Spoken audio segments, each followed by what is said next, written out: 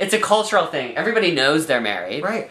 And marriage... It's an idea. Marriage goes on, will always go on, and gay people will always get married. It's just whether you will legally give them the same rights as you have. Right. It's not going to make a difference to your marriage. It's not going to make a difference to their marriage. It's just going to make a difference to their rights in the legal system. Yeah, and their feeling as human beings of being included in what they want to be included in. Right. I mean, it's just equality. It's equality. It's being granted equality. That's the only thing. And it may affect your marriage in that you together decide that you don't want to give someone else equality under the law. Right. I mean, that seems like it would be the negative. Is if you were being prejudiced. Mm-hmm. You're in a prejudice, You're creating you're prejudiced together. That's great. I guess that will bring you together. You're creating a prejudiced environment. It's just, you just never know when that prejudice is going to come back against you. You never know when you're going to be in the minority. And, it doesn't feel good to be a minority. It doesn't, it's difficult. And it's difficult on a lot of levels to know that people who love you, like family members who love Dawn and who love me, will probably choose to vote yes on Proposition 8. I mean, I know some of my relatives. It's they don't live in hurtful. California, but they would. They would if they... Because they were told to. Because they were told to, and that's what they're But the thing do. is, okay, I served a mission in Los Angeles, California. And I was in the ghettos the entire time. I never was put in one of the nice areas.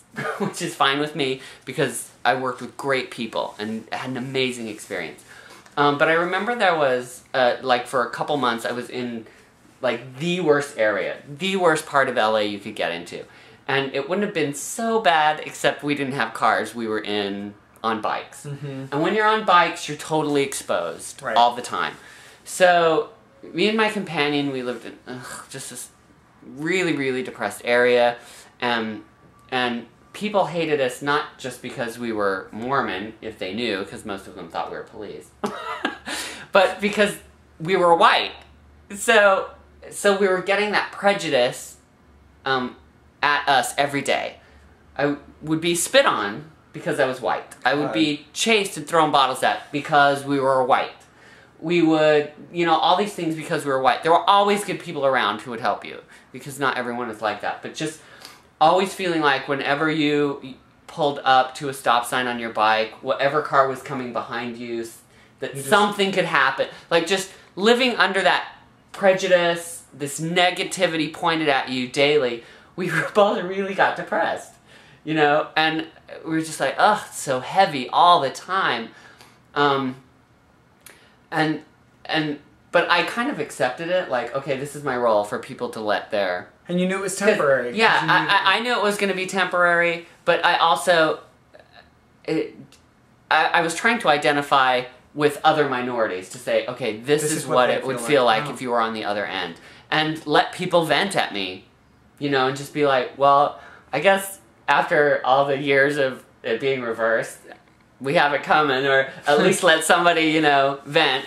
As long as, there were a few times where I really did feel in physical danger, but mostly I didn't feel too much in physical danger, but just always that negativity, constant. What could happen, and blah, blah, blah. And just for a couple months there, when we were exposed, it's not so bad, like I said, when you're in a car or whatever. But, and then I remember going, actually at BYU, they had Black History Month, and I went with Dot Todman to this thing she was going to sing at the symposium, and they were talking about blacks in the priesthood. In college, I wrote a couple different papers for different classes on blacks in the priesthood and blah, blah, blah.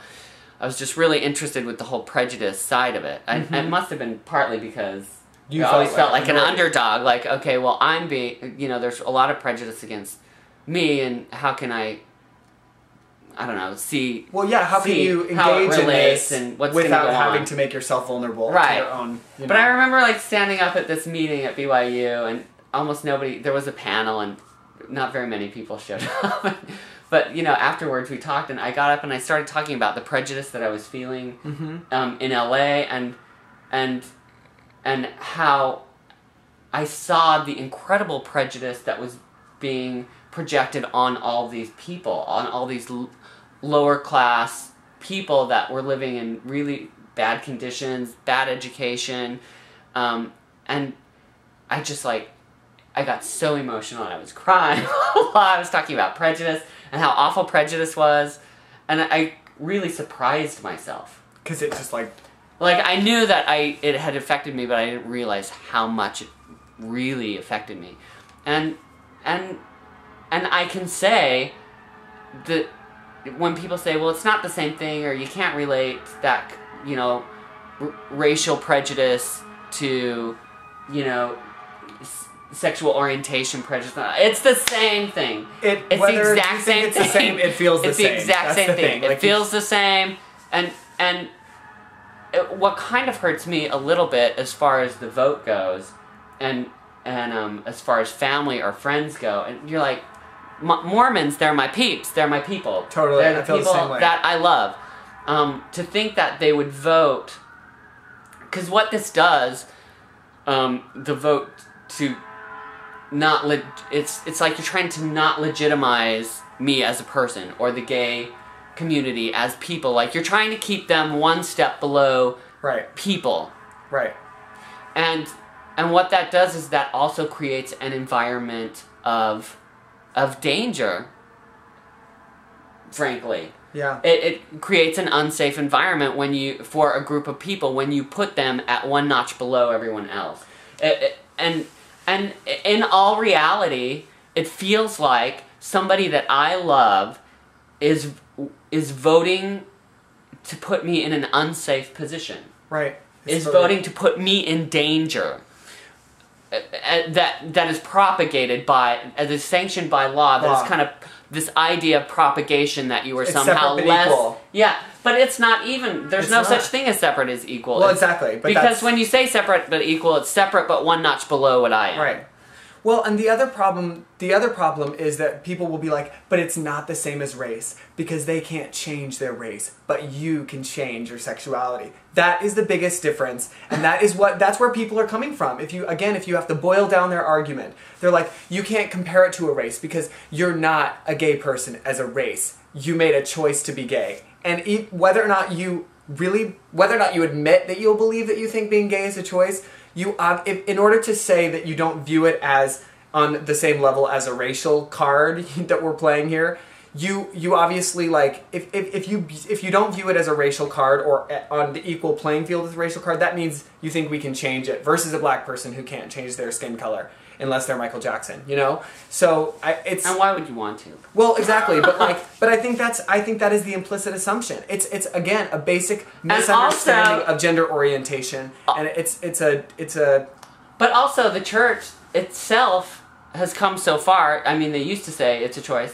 They don't even say that anymore. Well, right. They're like, well, this is a difficult So if you're struggle. Mormon and you're holding on to that belief that it's a choice, that's not what the church is even telling you anymore. So I don't know why you're hanging on to that idea. Yeah, especially because the church always lags 10 to 15 years behind most of the culture of the church outside of Utah. You know what I mean? Most people probably, most Mormons today, I would say, do not feel that being gay is a choice. But the church, even the fact that the church has moved past being gay is a choice idea means that if you still think that, you probably should really rethink that because the church isn't even telling you to do that. Right. We are two gay people. The church is catching up, and you're still and holding you're not. It. It's like when they moved away from polygamy, and there's all these people who are like, okay, moving away from polygamy is the wrong thing, right? And they just would hold on to those ideas, and they wouldn't let go, and blah blah blah blah blah. Because they feel like they built their lives on those ideas, and they absorbed them. So invested in it. They were so invested in it, and to watch the church shift forward.